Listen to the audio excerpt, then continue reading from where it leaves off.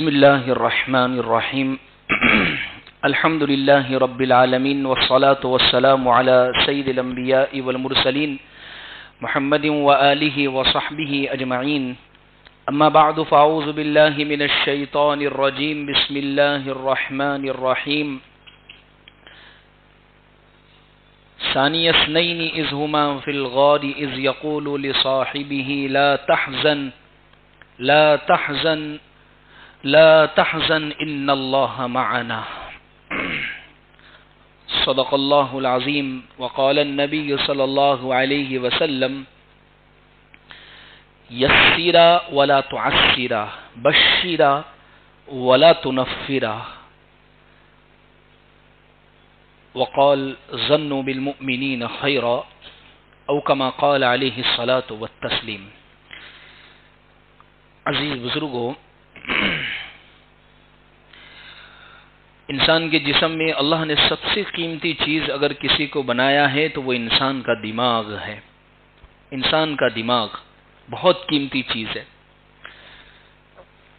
ہر چیز کو غذا کی ضرورت پڑتی ہے. ہمارے جسم کو، ہمارے بدن کو، ہماری روح کو غذا کی ضرورت ہے. ایسے ہی دماغ یہ بھی غذا اور خوراک چاہتا ہے. دماغ کی غذا اور خوراک اگر کوئی اہم چیز ہے تو وہ ہے مثبت سوچ، پازیٹیو سوچنا. یعنی ہر چیز میں اچھا سوچئے، اچھا گمان رکھیے، اچھا بولیے، ذہن کو اچھی طرف لے جائیے. یہ اچھے انسان ہونے کی علامت، یہ اچھے انسان ہونے کی نشانی ہوا کرتی ہے. میں نے ایک حدیث پڑھی ہے، پیارے آقا صلی اللہ علیہ وسلم نے حدیث میں یہ بات ارشاد فرمائی کہ یسرا ولا تعسرا بشرا ولا تنفرا. لوگوں کے درمیان میں آسانیاں بانٹو، لوگوں میں تکلیفیں مت پھیلاؤ، اور لوگوں کے درمیان میں خوشخبریاں بانٹو، اور لوگوں کے درمیان میں نفرتیں مت پھیلاؤ. یعنی لوگوں میں اطمینان کا سبب بنو، لوگوں کے اندر خیر کا سبب بنو، لوگوں کو تکلیف پہنچانے کا ذریعہ اور سبب نہ بنو. اور یہ جب ہی ہو سکتا ہے جب ہمارا، میرا، آپ کا گمان کسی کے تعلق سے اچھا ہے.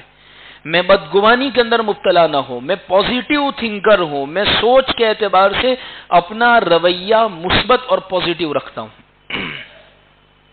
نیگیٹیوٹی کتنی پھیلی ہوئی ہے زمانے کے اندر.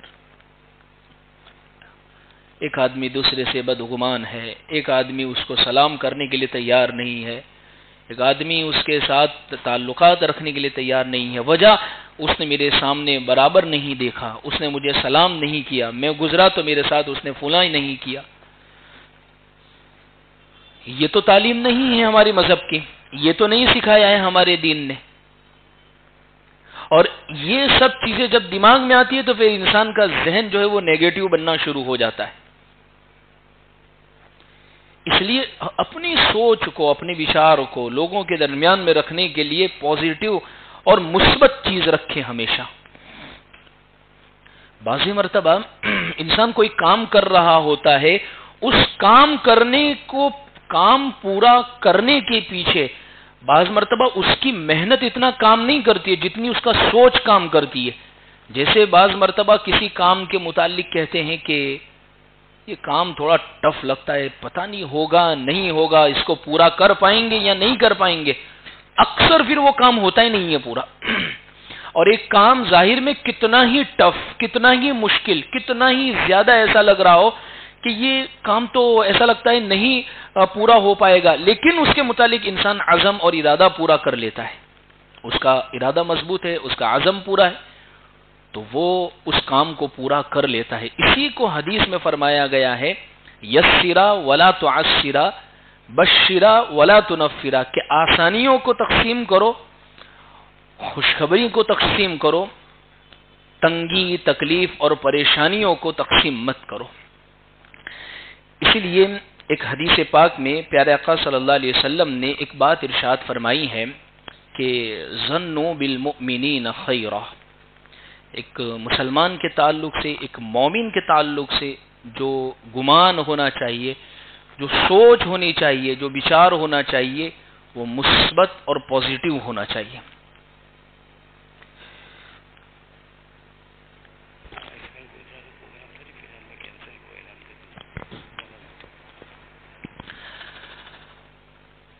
یہ بہت اہم چیز ہے، اس لیے اس پوری کائنات کے اندر اگر سب سے زیادہ اگر پازیٹیو پرسن اور مثبت سوچ والی اگر کوئی شخصیت ہے تو وہ پیارے آقا صلی اللہ علیہ وسلم۔ کیسے؟ ہم حضور سے محبت رکھتے ہیں، حضور سے ہمارا دلی رشتہ ہے، تعلق ہے، اس وجہ سے ہم یہ نہیں بات کہہ رہے ہیں، بلکہ ہم حدیثوں کے اندر غور کرنے کے بعد، حضور کی سیرت پڑھنے کے بعد اس بات کو ارشاد فرما رہے، ایک ایسا شخص جس نے تکلیف پہنچانے میں کوئی کمی نہیں چھوڑی ہو، ایک ایسا شخص جس نے آپ کو پریشان کرنے کا کوئی راستہ نہیں چھوڑا ہو، ابو جہل، اس کے دروازے پر اور اس کو سمجھانے کے لیے حضور کتنی مرتبہ تشریف لے گئے۔ طائف کا ایسا واقعہ پیش آیا کہ صحابہ کرام اور سیرت کے لکھنے والے جب اس واقعے کو لکھتے ہیں یا بولتے ہیں یا سنتے ہیں تو آنکھوں سے آنسو بہنے لگتے ہیں، وہاں گزری کیا ہوگی میرے نبی پر۔ یہ حالات کے بعد حضور دعا دے رہے، اگر یہ نہیں تو ان کی نسلیں ضرور ایمان لائے گی۔ اتنی پازیٹیو سوچ، اتنا مثبت تعلق اللہ سے۔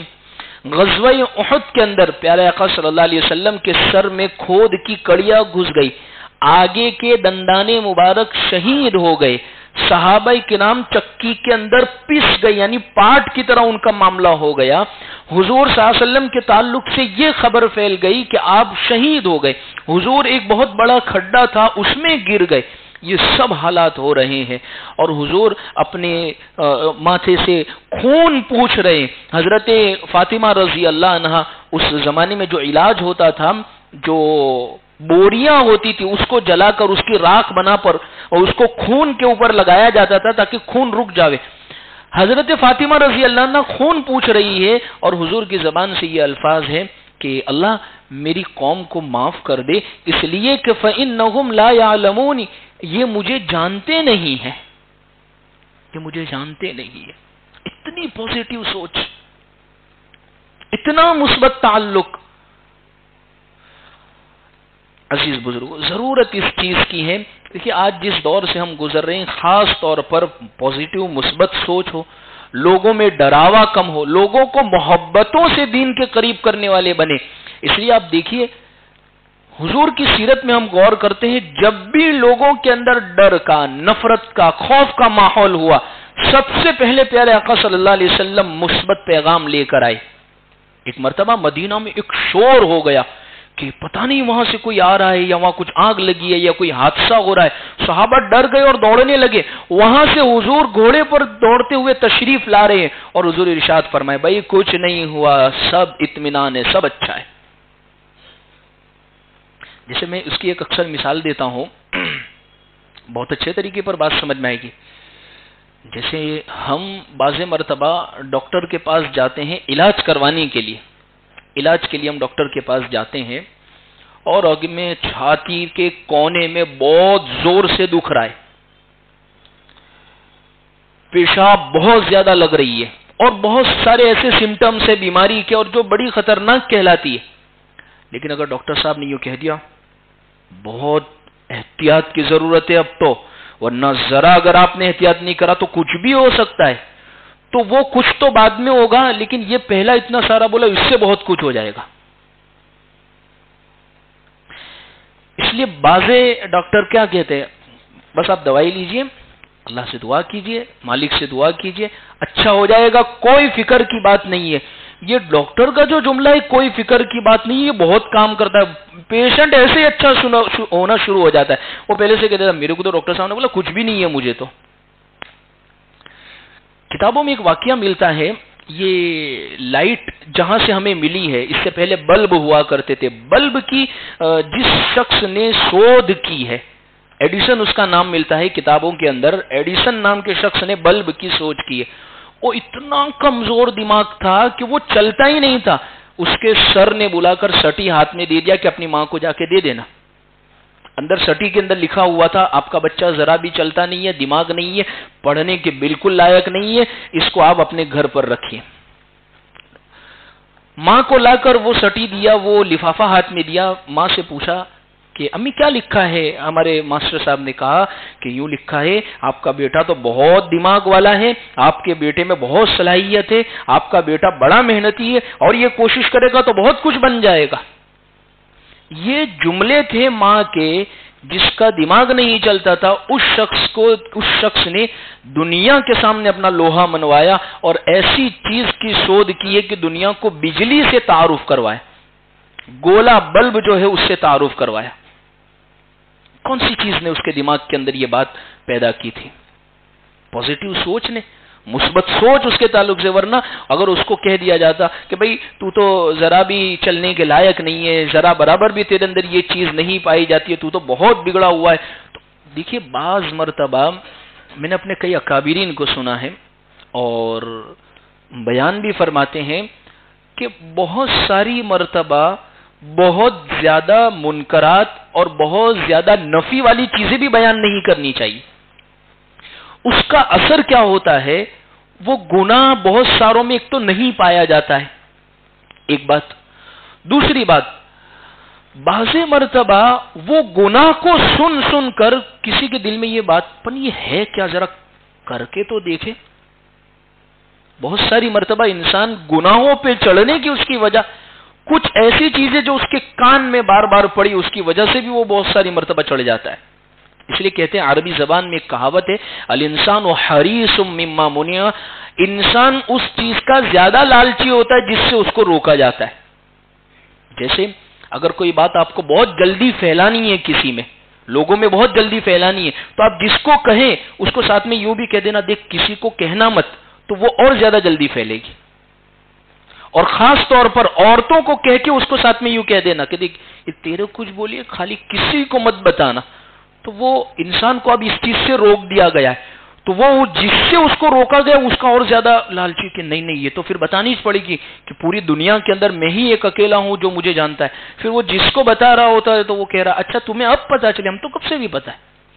یعنی وہ پھیل چکی ہوتی ہے پہلے سے وہ بات، کیونکہ انسان کی یہ عادت رہی ہے کہ جس چیز کو اس سے روکا جائے وہ اس کا اتنا زیادہ لالچی ہوتا ہے. خیر میں تو یہ بات سمجھانا اور بتلانا چاہ رہا ہوں کہ اپنے اندر دراصل احساس کمتری پیدا نہ ہو اور مثبت اور پازیٹیو سوچ پیدا کرے. قرآن کے حوالے سے میں 3 واقعے آپ کو بتاتا ہوں، 3 واقعے قرآن اور حدیث سے، جس سے آپ کو سمجھ میں آئے گی بات.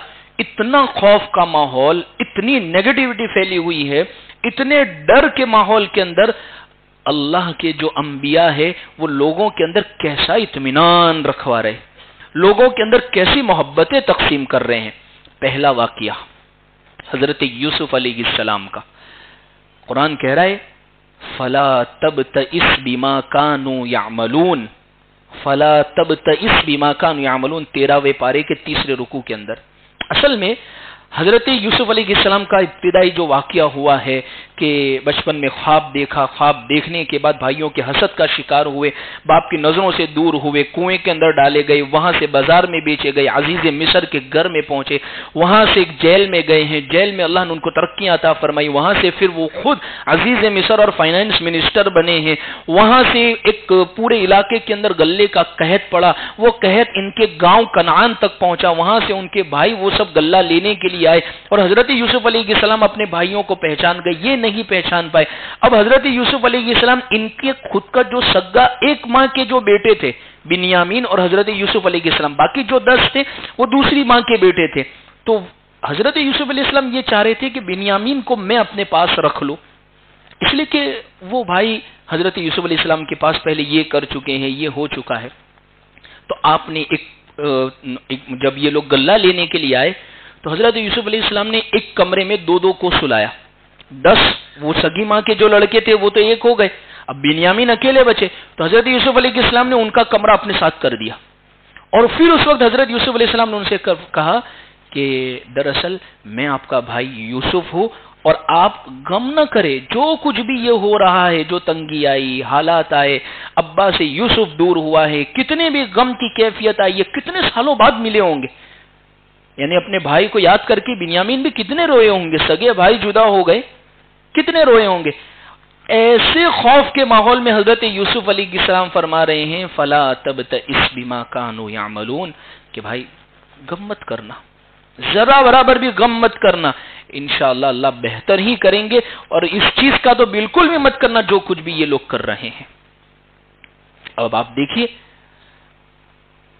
ہم اگر اس جگہ پر ہوتے، اللہ ہماری حفاظت فرماوے، تو ہم تو یہی کہتے بس اب یہ آئے نے 10، اب آیا اونٹ پہاڑ کے نیچے، اب ان کو نہیں چھوڑیں گے، اب تو دیکھ میں بادشاہ بھی بن گیا ہوں اور اب تو سب میرے ماتحت ہے، اور اب ان کو چھوڑنے کا نہیں ہے، ان کو یہیں کمرے میں بند کر دیتا ہوں، یہیں مصر کی جیل میں ڈلوا دیتا ہوں۔ نہیں، انبیاء کا کام ہمیشہ اطمینان اور لوگوں کے درمیان میں محبتیں تقسیم کرنا ہوتا ہے۔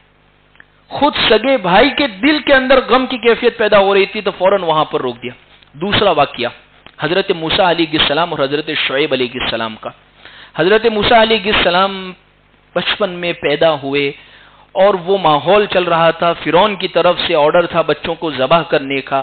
ماں نے ایک صندوق میں رکھ کے پانی کے حوالے کیا، وہ صندوق فرعون کے محل کے پاس لگ گیا۔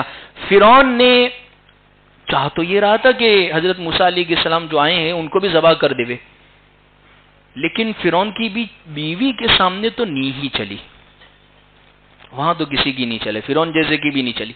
قرآن دنیا میں دیکھیے ایک ہی آدمی ایسا گزرا ہے، ایک ہی ون اینڈ اونلی پیس دنیا میں ایسا گزرا ہے جس نے یہ کہا ہو انا ربکم الاعلی۔ دوسرے دعوے تو بہت ہوئے دنیا میں ڈکٹیٹر ہوں، میں فلاں ہوں، میں بڑا ہوں، میں وہ ہوں، یہ ہوں۔ خدا ہونے کا، رب ہونے کا دعویٰ صرف ایک آدمی نے کیا ہے، لیکن بیوی کے سامنے اس کی بھی نہیں چلی۔ اچھا، حضرت آسیہ وہ کہہ رہی ہیں کہ ہم یا تو ان کو بیٹا بنا لیں گے، کہ کتنا خوبصورت ہے، اب نبی کو دیکھ کر تو سیدھی محبت دل میں اترے گی۔ حضرت حلیمہ سعدیہ اور ان کی سہیلیاں جب آئی تھی مکہ المکرمہ میں بچوں کو دودھ پلانے لینے کے لیے، تو وہ بہت سارے بچے دیکھ رہی ہے۔ حضرت حلیمہ سعدیہ بہت لیٹ میں آئی، ان کی سب سہیلیوں نے ایک کے بعد دوسرے بچے لے لیے تھے۔ ان کی قسمت میں اللہ نے جو ہیرا لکھا تھا وہ سب سے افضل البشر، جیسے ہی پہنچے تو اچھا پہلے تحقیق یہ ہوتی تھی، دودھ پلانے کے لیے جب عورتیں آتی تھی تو تحقیق یہ کرتی تھی باپ ہے، بزنس کیا ہے، خاندان کیسا ہے، ملے گا کیا یہاں سے، خرچہ کتنا ہوگا، اور سب دیں گے کہ نہیں دیں گے، 2 سال کے بعد واپس دینے آئیں گے تو کھولا بھرائیں گے کہ نہیں بھرائیں گے، یہ سب چیزیں چلتی تھی بہت۔ اب حضرت حلیمہ سعدیہ جیسے کہ پیارے آقا صلی اللہ علیہ وسلم کو دیکھ رہی ہے، حالانکہ ان کو پتا تھا یہ یتیم ہے، باپ ہے ہی نہیں، خاندان غریب ہے، یہاں سے کچھ ملنے والا نہیں ہے، لیکن جیسے کہ حضور کو دیکھا دل میں ایسی محبت اتری، اپنے شوہر سے کہنے لگی چاہے ہمیں کچھ ملے کہ نہ ملے ہم اسی بچے کو لے کر جائیں گے۔ اور حضرت حلیمہ سعدیہ نے پھر برکتیں دیکھی۔ جس حلیمہ کو کوئی جانتا نہیں تھا دنیا کے اندر، کوئی پتہ نہیں تھا کسی کے تعلق سے، حضور سے جڑنے کی نسبت یہ ہو گئی کہ جب بھی ہم یہ کہتے ہیں کہ حضور کو دودھ کس نے پلایا تو ہمارے ذہن میں فوراً آتا ہے حضرت حلیمہ سعدیہ رضی اللہ عنہ۔ یہ حضور کے ساتھ جڑنے کی نسبت ہے۔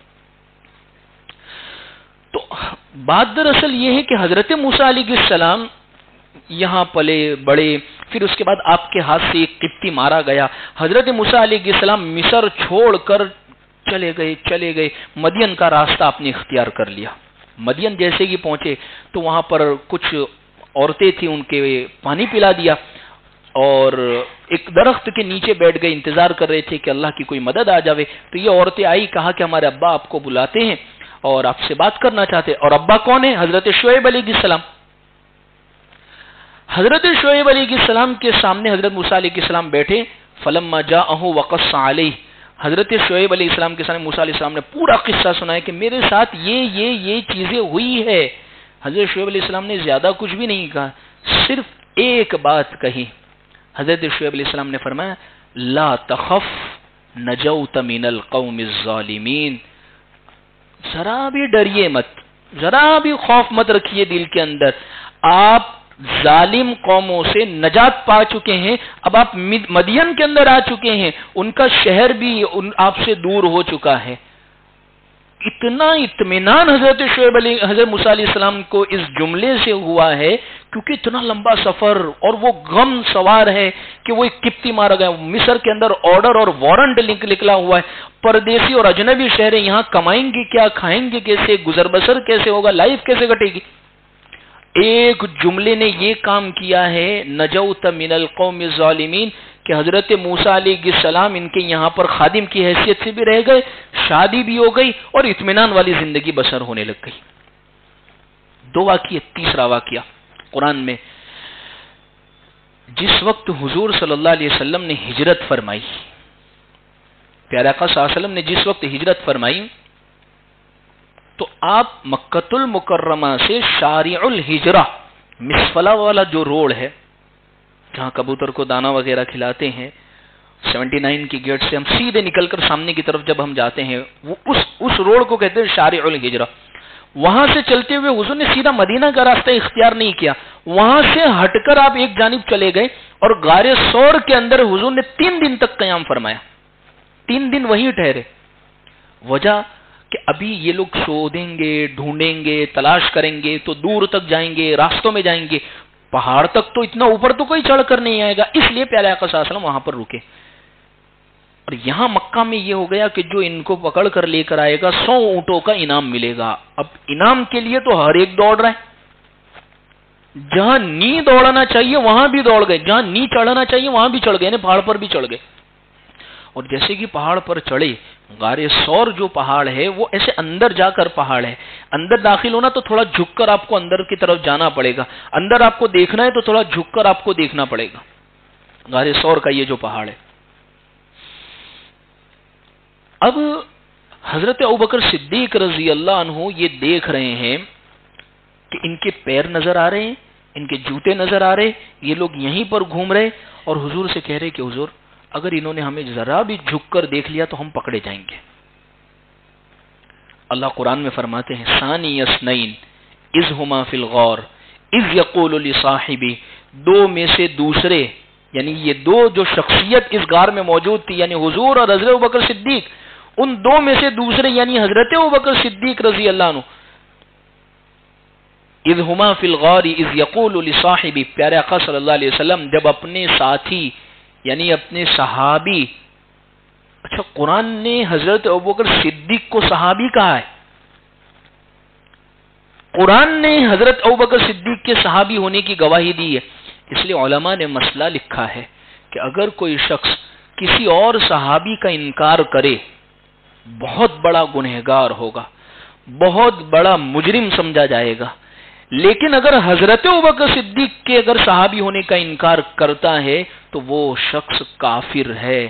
وجہ اس کی یہ ہے, حضرت ابوبکر صدیق کے صحابی ہونے کی گواہی اللہ خود قرآن میں دے رہے ہیں کہ جب دو میں سے دوسرے یعنی نبی صلی اللہ علیہ وسلم اپنے ساتھی, اپنے صحابی حضرت ابوبکر صدیق سے یہ بات کہہ رہے تھے, لا تحزن, ابوبکر غم نہ کریں, ان اللہ معنا, اللہ ہمارے ساتھ ہے. فرماتے ہیں, لکھا ہے ایسی اطمینان اور سکون والی حضرت ابوبکر صدیق کو نیند آئی اس جملے کو سننے کے بعد جو اس سے پہلے غم اور پریشانی کی وجہ سے نہیں آ رہی تھی.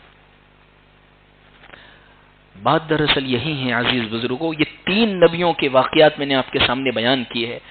حضرت یوسف علیہ السلام, حضرت شعیب علیہ السلام اور پیارے آقا صلی اللہ علیہ وسلم, ان تینوں نے اپنے ساتھیوں کے درمیان میں, اپنے عزیزوں کے درمیان میں, لوگوں کے درمیان میں ہمیشہ اطمینان اور محبت کو تقسیم کیا ہے. کبھی بھی یہ چیز اور غم کو اور زیادہ بڑھایا نہیں ہے.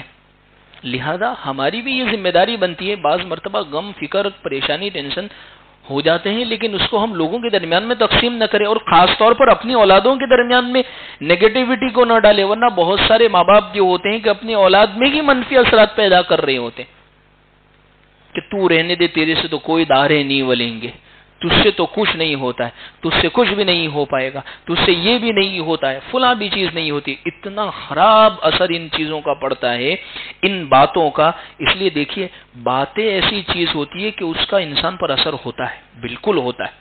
کوئی کتنا ہی کہے کہ باتوں کا اثر نہیں ہے, ہوتا ہے. باتوں ہی کی وجہ سے تو انسان ڈپریشن میں چلا جاتا ہے, باتوں ہی کی وجہ سے تو انسان پر غم کی کیفیت آ جاتی ہے, باتیں سن سن کر ہی تو انسان کے ذہن کے اوپر بوجھ سوار ہو جاتا ہے. تو یہ ہوتا ہے ان چیزوں کا اثر. لہذا ضرورت اس چیز کی ہے نہ اپنی اولاد کا کسی سے موازنہ کرے، مقابلہ کرے کہ تو ایسا کیوں ہے، وہ تو ایسا ہے، تجھے یہ کیوں نہیں آتا، اس کو تو یہ چیز آتی ہے. کبھی بھی ایسا موازنہ اور مقابلہ نہ کرے. یہ منفی چیز آپ اس کے ذہن میں ڈال رہے. اسی طریقے سے ہمیشہ اس کے حوصلے کو بڑھائے، اچھے لوگوں کی صحبت اس کو اختیار کرنے کو کہے، اللہ پر توکل اور بھروسہ اس کو کرنے کو سلا. کبھی بھی اس کو اللہ سے مایوس نہ کرے، نا امید نہ کرے. ہمیشہ حضور کی حدیث ہے ظنوا بالمؤمنین خیرا، اچھا گمان، کبھی بھی بدگمانی، نیگیٹیوٹی، منفی اثرات کبھی بھی ان کے درمیان میں نہ ڈالے. تو اس لیے عزیز بزرگوں، خلاصہ ان تمام باتوں کا یہی ہے کہ باتوں کا اثر پڑتا ہے. دماغ کی جو سب سے اہم خوراک ہے وہ مثبت اور پازیٹیو سوچ ہوا کرتی ہے. غالباً کسی سائنسداں کا واقعہ میں نے پڑھا تھا، آئنسٹائن کا یا کسی اور کا، نیوٹن کا غالباً واقعہ ہے کہ اس نے اپنے کمرے کے اندر بہت سارے نقشے بنا کر رکھے تھے. تو اس کا کوئی ڈاگ ٹامی آیا، کتا، اور وہ نقشوں کے اوپر چل گیا اور پورا اس کو بکھیر کر رکھ دیا. لیکن اتنی پازیٹیو سوچ کا وہ مالک تھا کہ اس نے یوں کہا کہ تو نے میرا کام اور بہت زیادہ بڑھا دیا ہے.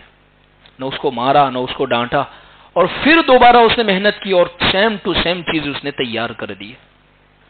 یہی تو ہے. حضرت موسیٰ علیہ السلام بکری کے پیچھے دوڑے تھے اور اس کو پکڑ کر کہا اللہ کی بندی خود بھی دوڑی اور تھکی اور مجھے بھی تھکائی. یعنی کتنی محبت کی بات. پیارے آقا صلی اللہ علیہ وسلم کی زندگی میں ہمیں یہی تو بات ملتی ہے.